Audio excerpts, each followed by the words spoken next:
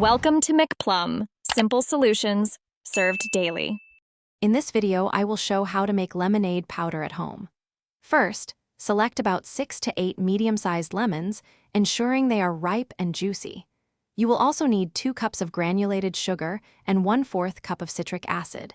These ingredients are essential for achieving that perfect balance of sweet and tart.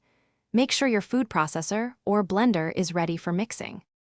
Next, carefully zest your lemons, making sure to only get the yellow part of the peel and avoid the bitter white pith. This zest is crucial for a strong lemon flavor. After zesting, juice the lemons. You'll need approximately 1/2 cup of fresh lemon juice. Strain the juice to remove any seeds or pulp, ensuring a smooth texture for your powder. This step is key for quality. Now, combine the lemon zest, 2 cups of granulated sugar, 1/4 cup of citric acid, and the 1/2 cup of strained lemon juice in your food processor. Pulse the mixture until it forms a fine, uniform powder. It should be well combined with no large clumps. Spread this mixture thinly onto a baking sheet lined with parchment paper. Dry it in a low oven, around 150 degrees Fahrenheit, until completely dry.